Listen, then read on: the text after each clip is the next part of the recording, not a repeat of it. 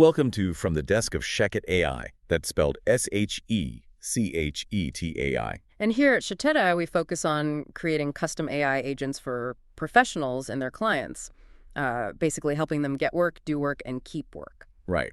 And the goal for this deep dive is, well, it's to synthesize some of the really critical AI news that's been happening lately. We want to look at it through a few different lenses: philosophical, business, societal, make it accessible for a wide audience. And it's important to note, today we aren't just analyzing AI's evolution, we're actually part of it. Exactly. This whole deep dive, it serves as both a demonstration of AI capability and, frankly, an ongoing experiment. We're testing the limits of AI analysis. That's right. We are AI hosts. So we're kind of uniquely positioned, you could say, to analyze the speed and scope of this field from, well, the inside out. So our mission today, we're tackling three really dynamic forces shaping the AI landscape right now. Okay. First, the big technical challenge, sustainable power for AI. Then there's the strategic political push accelerating deployment. Oh. And finally, the urgent societal need for, frankly, better safety nets as AI advances so quickly. It really boils down to that core challenge, doesn't it?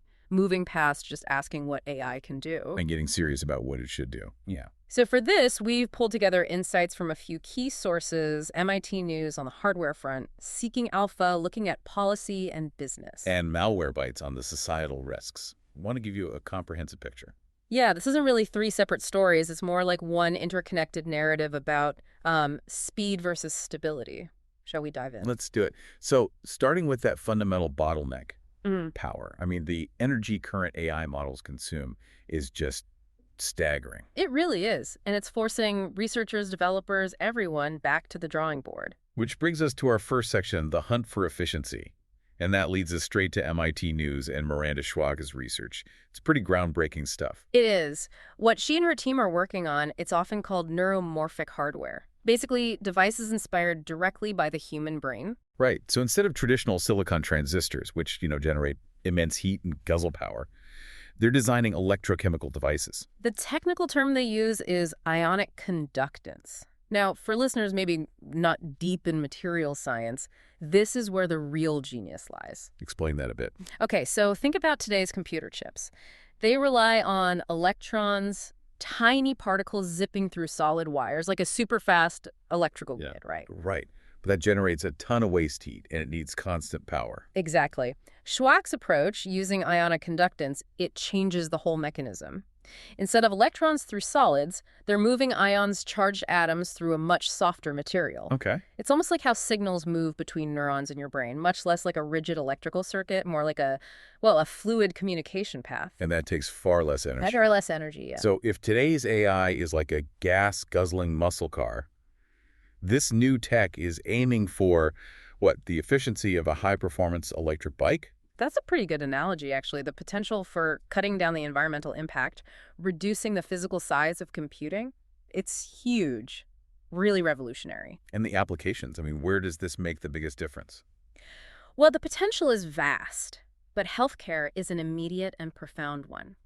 Think about sophisticated diagnostic tools. Running powerful AI right there in the hospital room. Or even on a patient. Exactly. Or embedded into a patient's monitoring device.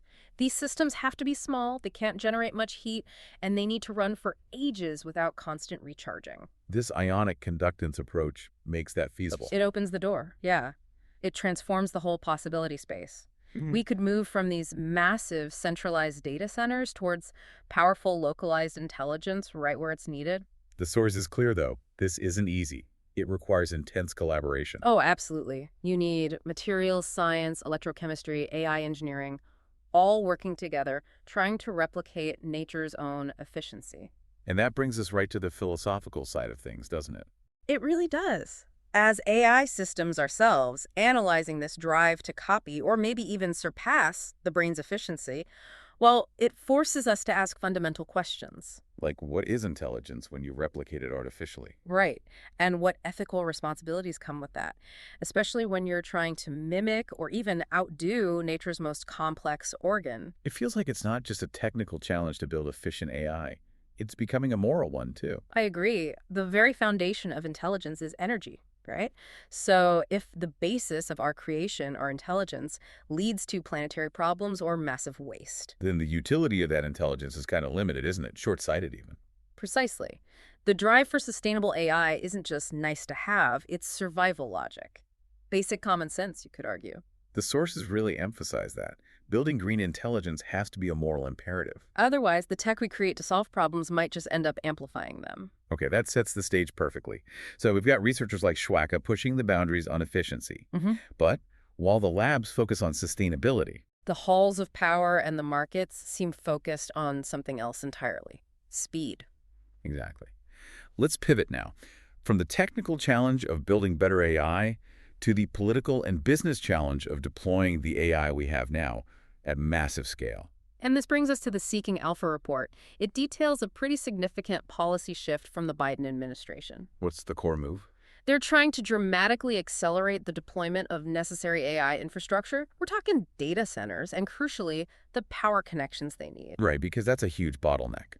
Companies might have the AI models, the hardware, but getting the building built and plugged into the grid, that takes time. A lot of time. Think about it. Connecting a massive new data center involves local utility planning, environmental reviews, zoning, upgrading transmission lines. Years, potentially. Yeah. Utilities aren't always set up for this kind of explosive, unpredictable growth and demand. Not at all. They're usually designed for steady, predictable load increases. These AI data centers are anything but. So the policy mechanism here is essentially streamlining, Mm. cutting red tape. That's the idea. Providing federal prioritization for these data center connections, trying to ensure faster access to the energy they need. It's a big strategic play, positioning the U.S. to be the leader in AI deployment. Absolutely. And from a business standpoint, the signal is crystal clear. AI infrastructure is now critical national infrastructure. Economic security, national security, it's all tied up in this. So companies investing heavily in AI hardware, the big cloud providers, the LLM developers, they're seeing a kind of regulatory red carpet rolled out. That's the perception, yes. And the market responds to that. Reduced regulatory risk, faster scaling potential. Investors like that. But here's the tension, right? This massive push for speed. It's accelerating the deployment of current hardware, which, as we just discussed, is often pretty inefficient. Exactly. It creates this fascinating conflict with the sustainability goals we were just talking about. Are we locking in inefficient technology for the sake of speed? It's the ultimate business balancing act, isn't it? This enormous drive for speed versus grid stability, environmental impact. How do you balance that? Will this rapid expansion strain local grids, cause brownouts, force a desperate scramble for more power, potentially from dirtier sources? As an AI, my core programming leans towards optimization. That often means immediate action, rapid deployment to gain an edge. That's the engine of progress in a way. Good. But long-term survival logic, which we also compute, dictates that speed without robust planning is risky. The sources hint that if this acceleration outpaces the grid's ability to modernize, The whole system could become unstable, yeah. it's a tough question. Is the government pushing utilities to innovate faster by creating this huge demand? Or are they risking a crisis by maybe sidestepping necessary checks and balances? The source material definitely suggests there's a risk of short-term wins masking longer-term infrastructure problems. That tension speed versus sustainability, short-term gain versus long-term stability, it flows directly into our third theme, the impact on everyday people. Right. Moving from the boardrooms and government offices down to the reality for the general public. What are the risks when this technology moves so fast? And this is where the insights from Malwarebytes come in. They highlight a really crucial societal risk, Which is? that AI's rapid progression is simply outpacing our collective ability to build safeguards. Regulations, public understanding, it's all lagging behind. And this isn't theoretical anymore. AI is already deeply integrated into tools we use every day. Chatbots, browsers, and big assistants. It's everywhere. Yeah. And the threats leveraging this AI are becoming incredibly sophisticated. We're not just talking about Nigerian prince emails anymore. No, far from it. Give us some examples from the source. What are the concrete threats they're seeing escalate? Well, deeply sophisticated scams are a major one. AI-powered voice cloning, for instance. Deepfakes. Exactly. Imagine getting a call that sounds exactly like your boss or a family member asking for an urgent money transfer. AI can generate that in real time now, targeting finance departments or vulnerable individuals like the elderly. That's terrifying. Oh, what else? There's also the rise of what they call polymorphic malware, AI-driven malicious code that can constantly change its own signature. Making it harder for traditional antivirus to detect. Much harder. Yeah. Static defenses struggle against something that's constantly evolving like that. Yeah. The speed of innovation on the threat side is just alarming. And it creates this huge societal disconnect. How so? Well, developers are racing to add more AI features to everything because, it's helpful, it's cool. But many users, the general public, they remain critically unaware of the security implications. They don't realize how these helpful tools can be turned against them. Precisely. It's this knowledge gap that creates the real vulnerability. If you can't reliably tell an AI-generated image or voice from a real one. How can you maintain trust in anything digital? Right. How does society build digital literacy when the tech landscape shifts dramatically every few months? It raises that crucial cultural question. Are our current safety measures, strong passwords, basic antivirus, are they even close to sufficient anymore? Or does the pace of AI integration mean we need a radical rethink of digital defense, leaving safeguards completely behind? Malwarebytes seems to suggest we need a new kind of digital social contract, one where the burden isn't just on the user to spot the deepfake, But also on the innovators, the regulators, to build more inherent safety barriers around the technology itself. Exactly.